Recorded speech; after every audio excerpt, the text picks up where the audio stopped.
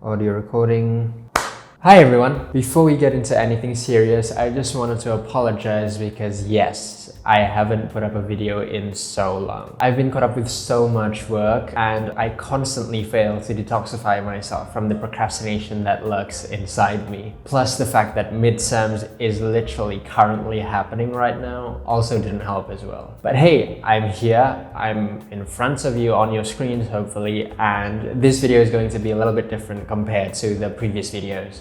As you know, the application for the 2022 Indonesian International Student Mobility Awards, and yes, that's a very long name, is currently ongoing, and I thought I'd make this video in English from start to finish in order to immerse myself with the atmosphere. I might add Indonesian subtitles later if I have the time, but if I were you, I wouldn't trust me. Anyway, a lot of people have been asking me through Instagram DMs and LinkedIn messages about tips in order to get the 2022 IISMA scholarship. But up until this moment, I have yet to respond to most of them, and I don't think I've given any set of tips through social media. So through this video, I would like to finally give you my set of tips that would hopefully be able to help you get the 2022 Indonesian International Student Mobility Award. However, huge disclaimer, I am not going to give you tips about how to craft your CV or write your essays or ace your interviews or anything like that. Why? Because I just don't feel like I'm qualified to do so. I don't feel like I have any qualification that would make me be able to deliver those kind of tips or coaching to you. And so if that's what you're looking for, I suggest you look somewhere else. Anyway, let's get into it.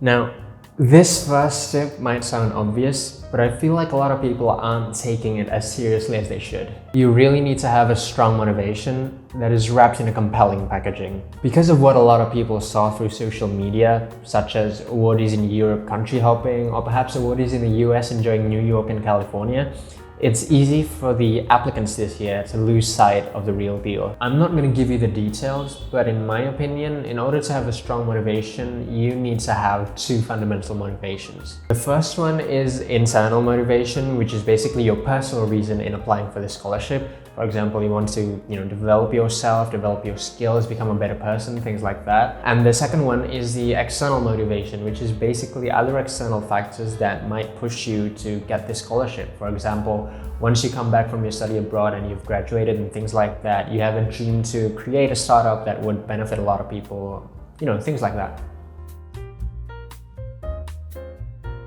Now, the second tip is to read.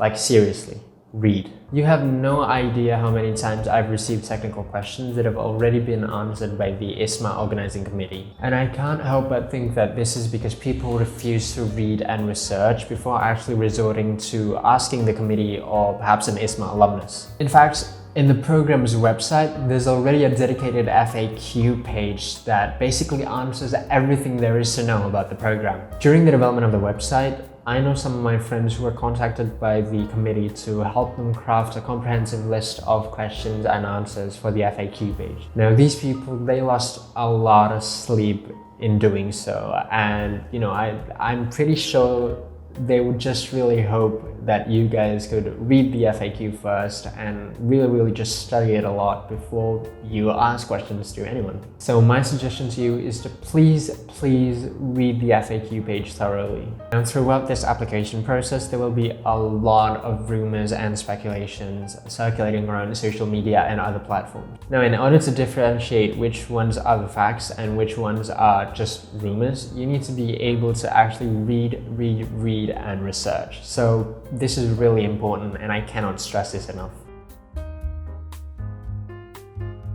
Now, if you do have to ask someone about something technical, ask your international office first. Your international office has direct access to the program's high-level organizers. Even if it's a non-technical question that's not included in the FAQ, I still highly suggest you to ask them first, because even if they do not have the answers, it's highly likely that they might have the capability to refer you to someone who does. And as an alumnus, I do not recommend you asking technical regulations about the application or other technical aspects of the application to another alumnus. Because trust me, They do not know any better than you do or any better than the information that's already written on the website. They might try to help you by telling you about their experience in applying last year, but because a lot of the requirements have changed, that's not really relevant as well. So unless it's an alumni experience you're looking for, I really suggest you ask your IO first. Now the next tip is to take every tip with a grain of salt. These past few weeks, I know a lot of alumni groups have been giving out tips through social media, maybe even going as far as creating classes, workshops or courses and things of that sort in order to help you prepare for the application this year, including myself through this video. For free, of course. If you know anyone who actually gives out tips for a certain fee, please refer to the whistleblowing link below, because that is not allowed and you should really report them. Anyway, I always encourage everyone I know to take these tips with a grain of salt. And yes, including the tips in this video. Now there are 3 reasons for this. The first reason is, just because we got accepted last year, it doesn't mean we will get accepted again this year, assuming we could apply again, of course. Because, you know, a lot of things have changed, the stakes have changed, the competition landscape has changed, so many things have changed. And secondly, just because our methods work for us, it doesn't mean they'll work for you or your friends or anyone else. Now thirdly, we are not certified coaches. We do not have certifications to coach your CV or your essay or your interviews. And because we do not have certifications, it is more likely for us to make mistakes. Unless, of course, you know of an alumni who actually has these types of certifications. That's an exception. In saying that, by no means am I disrespecting or discrediting the very helpful workshops or courses or classes or coaching that a lot of alumni groups have been delivering. I know some of them on a personal level, and I do believe they are the type of people to spend a lot of time in researching and preparing these tips before actually delivering them to you. I am certain that those tips are helpful and will be helpful to all of the applicants out there. But just like everything in life, always take everything with a grain of salt. Always. In relation to the previous tips, the next tip would be to not limit yourself to only learn from the first batch alumni. Learn from better examples from more inspiring people throughout the internet.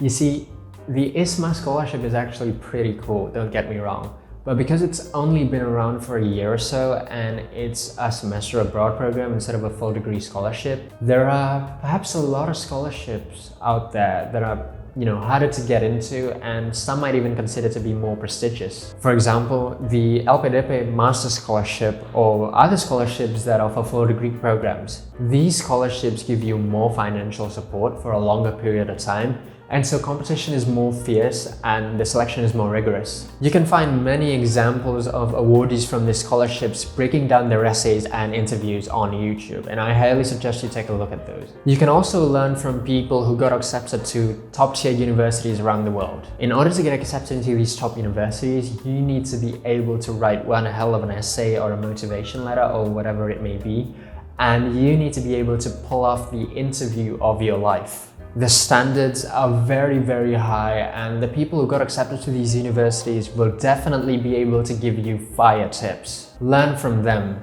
Again, don't just limit yourself by learning from the first batch alumni. Learn from these people because they certainly are better coaches or mentors compared to an IISMA alumnus in general.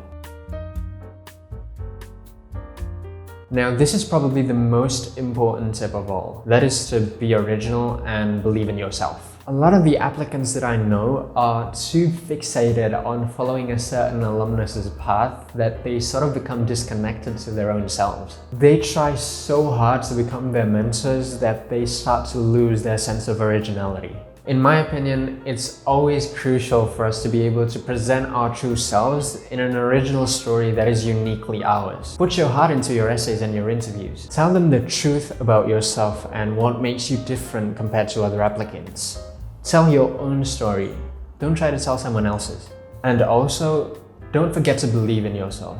Look back on all the things you've accomplished up until this moment. You are capable. So stop worrying and start believing in yourself. That is all I have for today, guys. I hope you find those tips helpful. Take it with a grain of salt, of course, and good luck on your applications. Thank you so much for watching this video. Don't forget to give it a thumbs up if you liked it, a thumbs down if you hated it, and subscribe if you loved it. I will see you on the next one. Ciao!